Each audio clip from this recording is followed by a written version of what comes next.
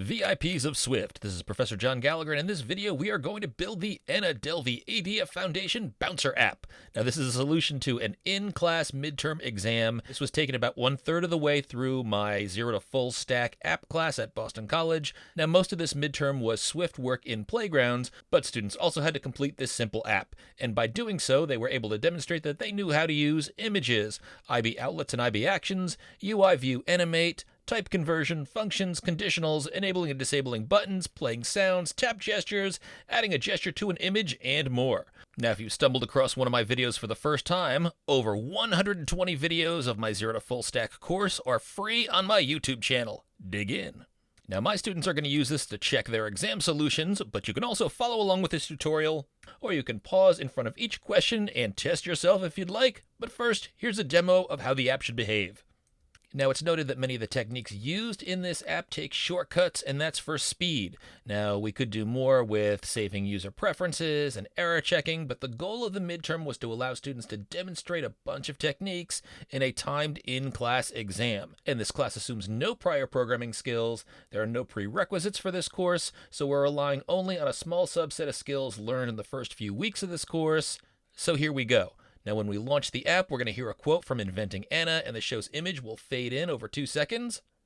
Who's more famous right now than Anna Delvey? The current club capacity is coded into the app. We see it's 10 here. That's deliberately made low for testing purposes, but we see the guest count can't go below 0. The minus button is disabled when we reach 0. Each press of the plus button will toggle a VIP quote. It's VIP. Because it's VIP. It's VIP. Now, we also see that the minus button was enabled when the guest count went above 0. Now, we'll also assume Amna will comment on people who aren't admitted to her exclusive club, so you can cycle through insults or commentary from the show by clicking on the Anna image. What'd you wear? Why do you dress like that? What's you wearing? You look poor. You need to get better clothes. You could get Carolina Herrera, Dior, Valentino. Your feet are too fat for heels. There are 5 of those. When you reach the end, you should start from the beginning of the quotes list. What'd you wear? And if we continue to click on the plus, it would play sounds, but we're clicking over and over again, so we can't hear the repeated sounds until we get to the end. Because it's VIP. And we can see that if we get to the max capacity, the plus button becomes disabled. So that's it. Pretty simple, but lots of basic techniques are demonstrated. Let's build this. Because it's VIP. So here's the introduction text for this part of the exam. Pause if you want to read through each question. Now, students were told that they could download the assets at this URL, bit.ly/delvey-swift, all lowercase. So we'll open up our browser and go to that page, highlight all of the assets, select all, right-click, select download. Now, either these assets will be downloaded to your downloads folder, or if your browser's configured like mine, you will be asked where you want to save it. I'm going to save mine to the desktop. And I'll head to the Finder to double-click the zip file to unzip the sounds, image, and icon. Then the exam says to create a new app called Delvey, so I'm going to launch Xcode. I'm going to click New Xcode Project. Now, app is selected, so I'll just click Next. The project name should be Delvey, and this is a UIKit course, so under Interface, it should say Storyboard. If it says Swift UI in here, pull down to select Storyboard, click Next. Now, I am going to save my app to the desktop. Then we'll click on Assets in the Project Navigator, and this is where we can store images, icons, and sounds, among other assets that our app can take advantage of. So now I'm going to include an app icon, so I'm going to delete the existing empty app icon that's already in this app. So I'm going to click on App Icon and press the Delete key. Then I can return to the Finder. I can select all those files that I just downloaded from the Google Drive, and I can drag them over and drop them into the asset catalog. And now our program has a new app icon, and it has access to the image and sounds that we downloaded as well. Now in question 3, you get all of the info you need to create the exact same user interface. You can see the images are constrained, so they will resize properly on different device sizes. Again, feel free to pause if you'd like to read through each of these questions. This page shows the rest of the user interface setup, but I'm going to build this right now, so I'm going to return to Xcode, and I'm going to click on Main in the Project Navigator to pull up the main storyboard. Now, I advise my students to build on the smallest device. It's easier to make sure that everything will fit on screen screen and then resize properly after constraints. So we're going to ignore the iPhone 4S since that doesn't run the latest operating systems, but there are a lot of first generation iPhone SEs out there at the time I'm recording this video, so we usually choose that. Then I'll click on the plus icon to bring up the object library, and we'll search for an image view, drag that over into my view controller. It'll take up, maybe about 60% of the screen more or less, but we'll adjust that. Then with the attributes inspector selected in the right-hand side, I'll click on the image pull down, and I'm going to select the Anna image. We added the Anna image in our assets catalog earlier. That was one of the ones that we downloaded. We see Anna. This is looking good. I'm just going to resize this so that it fits perfectly on screen here with a little bit of margin on the top left and right. Now I'm going to click on the Add New Constraints icon, and I'm going to set constraints top, left, and right to 16 points each. Make sure that the 3 red lines for those 3 different settings are all indicated in darker red. That will show that the constraints will indeed be set. And I'm also going to click on aspect ratio down here so that the height of this image view box will expand or contract at the same ratio that we see for its width. Now my button says add 4 constraints. That's what I want. I'll click that, and my image view will now resize to different device sizes. Next, I'll click the plus button to bring up the object library, drag over a label, position its top left corner a bit below the image's bottom left corner, and then I'm going to drag the right end of the label to the other margin of the view controller, and I'll change the default text from label to current club capacity equals 10,000, but we're going to change that value in our code. This is just a placeholder. Then I'll click on the T next to the font pull down. I'm going to select font and the system pull down, but we can see the custom font option shows up. That will give us a font family, and for font family I'm going to select Avenir Next Condensed, a very VIP looking font, and I'm going to set the font size to 36 points. Click done. Now the label is crowded and it doesn't fit, but we can fix that. So let's click on Add New Constraints. We're going to set the top to 8, the left and right to 16 points. All 3 lines are dark red according to these 3 constraints here, so those will set. And I'm also going to click on height, that checkbox here, and set that to 54. So that'll set the height to a fixed height of 54 points. Then the button on the bottom should say add 4 constraints because we just added 4. We'll click on that and things resize nicely, but the font is still a bit squished, but we know how to fix that. With the label selected, we're going to find the auto shrink pull down, and I'm going to select minimum font scale, and I'm going to leave it at 0.5, which will shrink the font as small as 50% of its current size, which we set to 36 points, if it needs to try to fit as much of the text as possible inside of the label. Looking good.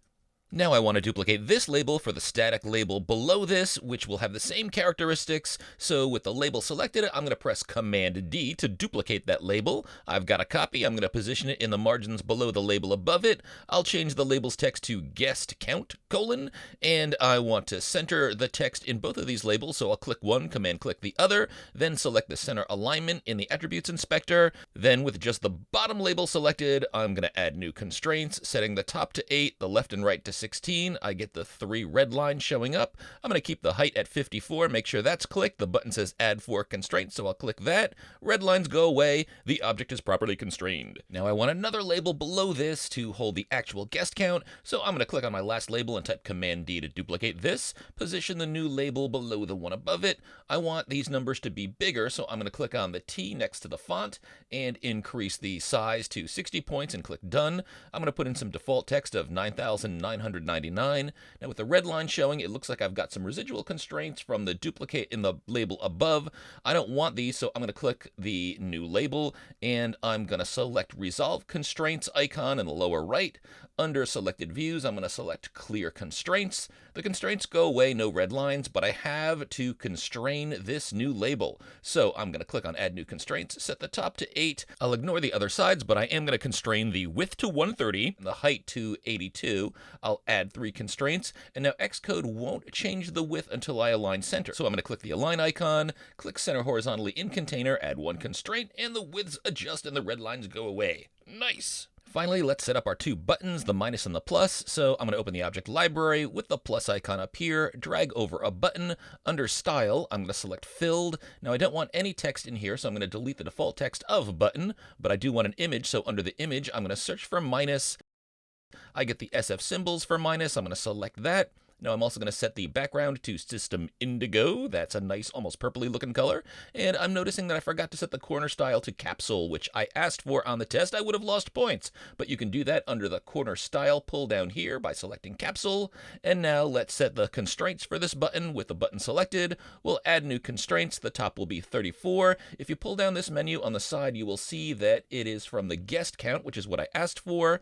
Then we will set the left side to 16 points. We will constrain the width to 76 and the height to 31. That should add 4 constraints. Nice. Now I can duplicate this button with Command D, position the new button on the right side. I'm going to remove constraints by clicking Resolve Auto Layout Constraints, and under Selected Views, choose Clear Constraints. Now I'm going to change the image attribute here. I'm going to delete the minus, and I'm going to change this to plus by typing in plus. The plus icon shows up, and under Add New Constraints, I'll constrain this top 34, but this time it's going to be right constrained to 16, and the width and the height are going to be 76 and 31, and I'll add 4 constraints, and my user interface is done. And I can change my iPhone setting in the storyboard to see how this looks on larger iPhones. Constraints resize the interface perfectly. Even though I'm developing on a smaller device, I'm going to pull down the scheme and eventually build on an iPhone 13 Pro. And now let's set up our IB outlets and IB actions so that we can use these interface elements in our code. So in the Project Navigator, I'm going to click on View Controller, then Option click on Main. That brings up the Assistant Editor mode with the code and storyboard side by side. Then I'm going to Control Drag from the image view. I'm going to release that below the class line. I'm going to call this Outlet Image View. I always double check the type to see that I've dragged over what I expect, and I can see that this says Image View here, so I'm good. Then I'm going to control drag over from the top label. I'm going to call that max capacity label in lower camel case. The label with the numbers will be capacity number label, and I'll create button outlets. The left button will be called left button, and the right button will be called right button.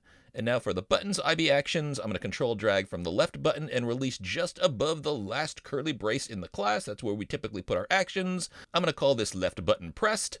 I always check to make sure that I dragged over from UI button, and I have. If you wanted to, you could change that to UI button. And I'm going to do the same for the right button, but I'm going to call this right button pressed. Those 2 function stubs have been created. Nice. I'm going to move my cursor over the little filled in circles in the gutter area next to the line numbers, just to check on the storyboard to make sure all of those lines are connected to the interface objects that I expected them to, and everything looks as expected. So I can click on the X in the upper left-hand corner of the storyboard. So all that's up now is my Swift code. So next up, the test asks us to define a class-wide constant named max capacity and set that equal to 10, not 10,000, as we have shown.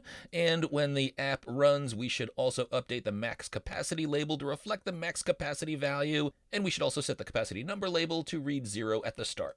So back in Xcode, under our IB outlets, I'm going to create a constant with let max capacity equals 10.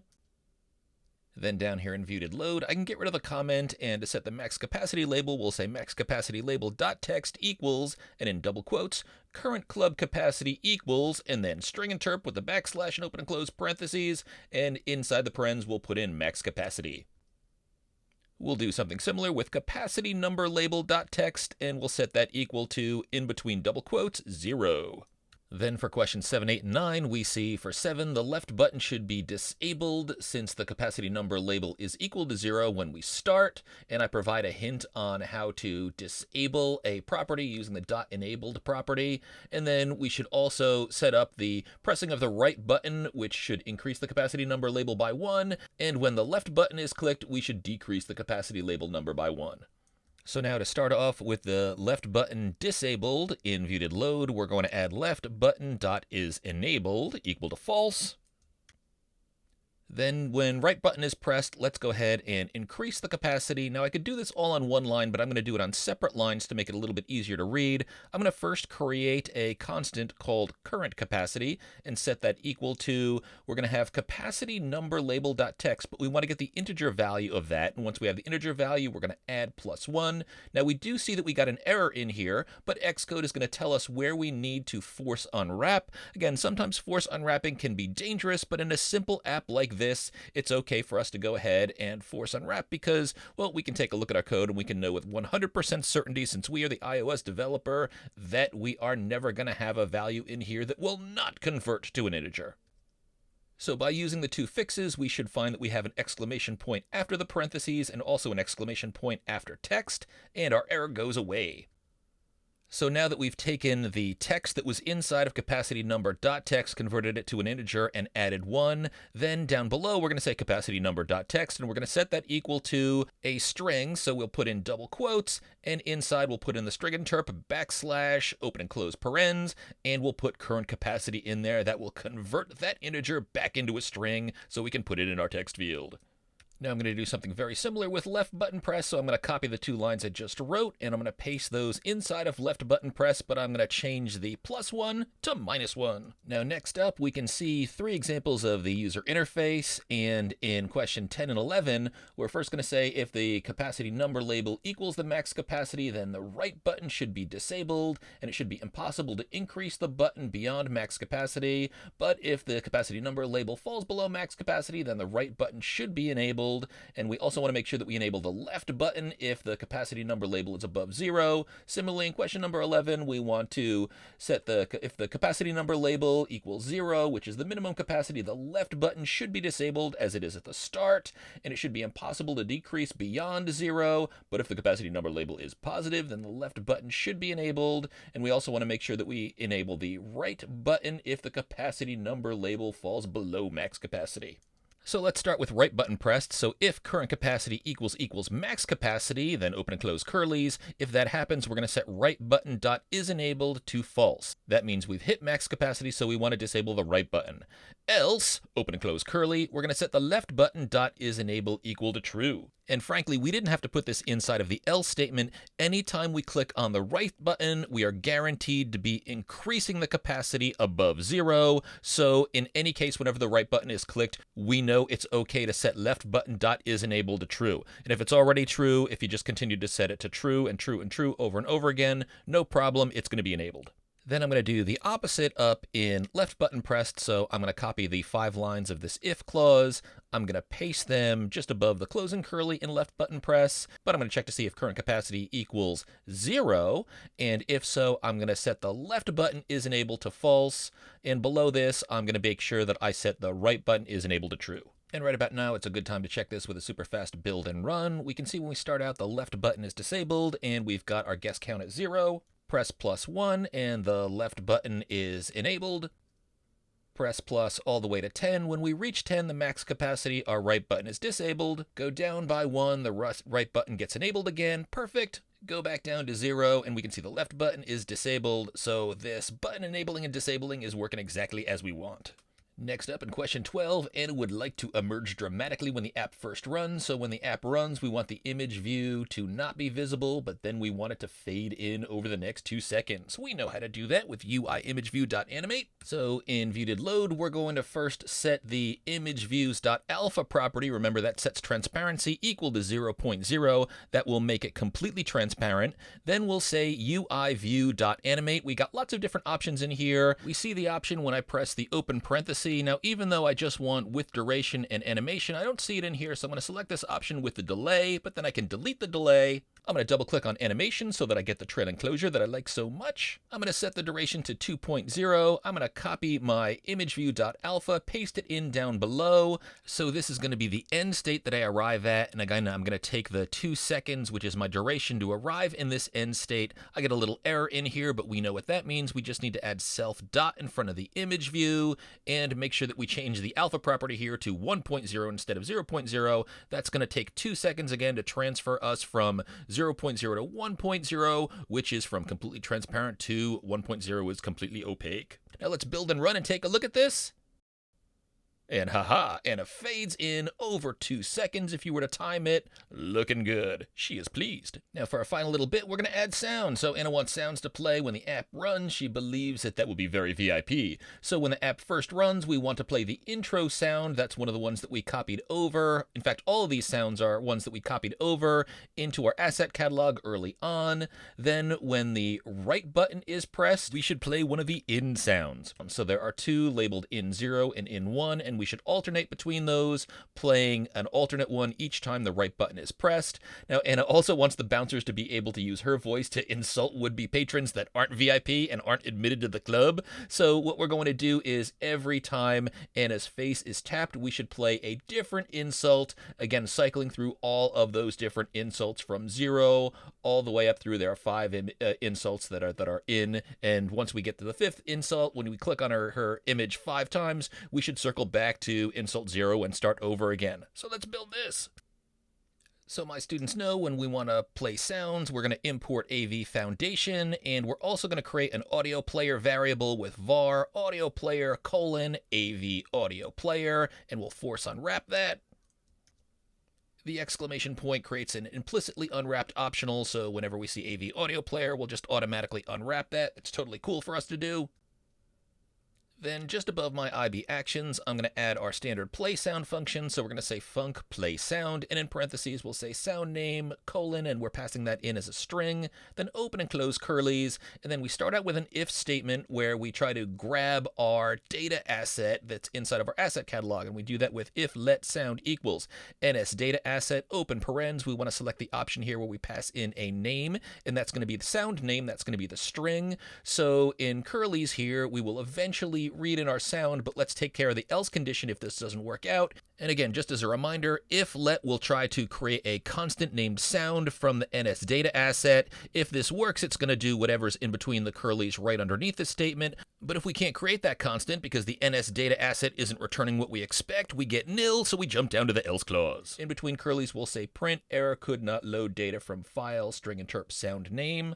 Now, if this does work out, we're going to put a do try catch in here because we need to make sure that the data asset that we read in is in fact an asset that we can play as an audio file. And we want to make sure that we get the data in the data asset. Those two aren't the same thing. So we're going to say do open and close curlies. We say try audio player equals AV audio player. So we're going to try to create an AV audio player using the data option in here. And we're going to pass in sound.data. So that gets the data out of the NS data asset that we read in above. Then below this, we're going to play this with audio player.play. Now I want to play the intro sound when I am running the app for the very first time, just before I do my animation. So up in view did load, I'm going to call play sound, passing in between double quotes, the string intro-sound. Oops, and I'm getting an error down here because I put in my do clause, but I didn't put in my catch clause. I usually put my catch clause in first, and the catch is just going to be an error that we print out if for some reason we can't convert the data asset into a sound. We'll just say error could not get data from sound from string interp sound name. Or even better, get data to play a sound from sound name. So now we'll go ahead and build and run. Who's more famous right now than Anna Delvey? And our sound has played, looking good. Now let's play those alternating in sounds. There are lots of different ways to do this. These will play whenever the right button is pressed. So what I'm going to do is I'm actually going to create a variable and a constant up top here. So I'll create a variable current in sound, and I'll set that equal to 0 for sound 0. And then I'll also set let max in sounds equal to 2 since I have 2 sounds here. Then down in right button pressed, after I update my capacity number label, I'm going to play sound with sound name, and in between double quotes, the sounds are called in 0 and in 1. So I'll just say in string interp current in sound. Then right below this, since I just played one sound, I'm going to increase the current in sound by adding 1 to it. And if the current in sound is greater than or equal to the max in sound, then I'm just going to set the current in sound back to equal 0. So this should work great if we go ahead and build and run. Who's more famous right now than Anna Delvey? It's VIP. Because it's VIP. It's VIP. Because it's VIP. Because it's VIP. It's VIP. Because it's VIP. And that's working perfectly, alternating sounds just as expected. Now we want to add sounds to play the insults whenever we click on Anna's image, so we need to head over to the main storyboard.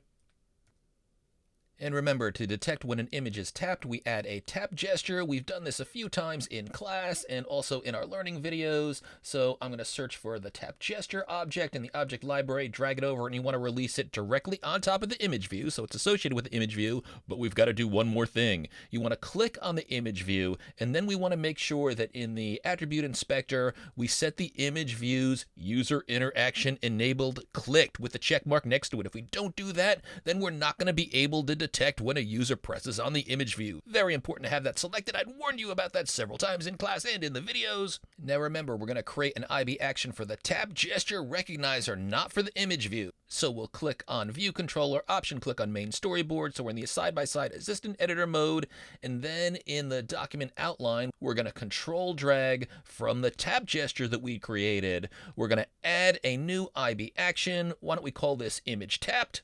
And I'm going to verify that the type is in fact a UI tap gesture recognizer. Perfect, we'll connect.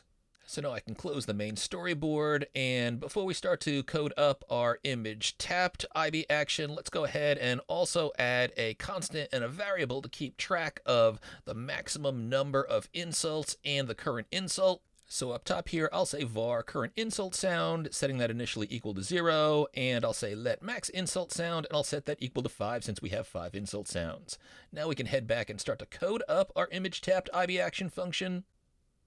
And here we're simply going to play sound, passing in the sound name, and that's going to be the string insult with string interp current insult sound. Now, if you're eagle-eyed, you'll notice that I actually have an error here. I say current in sound. I should be saying current insult sound. So I'm going to skip over how I hunted down the error after this, but you definitely want to make sure that you're putting the right variable that you're passing in here. Then down below this, we're going to take current insult sound and plus equals 1. That's going to add 1 to it. And then we're going to check to see if the current insult sound is greater than or equal to the max insult sound, and if that's the case, then in between curlies, we're just going to set the current insult sound back equal to 0. So that'll make sure that we cycle back to that first insult sound, and I've got a jump cut in here because, as I mentioned, I have to change the current in sound, which is a typo that I had in here when passing in the sound name. That should be current insult sound. Now we can build and run, and let's listen to our app work in its glorious completion. Who's more famous right now than Anna Delvey? Now let's click on the image a few times. What do you wear? Why do you dress like that? What's you wearing? You look poor. You need to get better clothes. You could get Carolina, Herrera, Dior, Valentino. Your feet are too fat for heels. What do you wear? And we see after 5 sounds, we've cycled back to that first sound, sound 0, and that's it. Our It's app VIP. is completed. I hope you are Because feeling like a it's Swift VIP. and iOS Because it's VIP. VIP. And if you're visiting this Because for the it's first VIP. time and you're not in our class, make sure that you visit our YouTube channel so that you can learn more in our full 0 to full stack iOS course. All the videos are online and free of charge. Stay Swifty, my friends.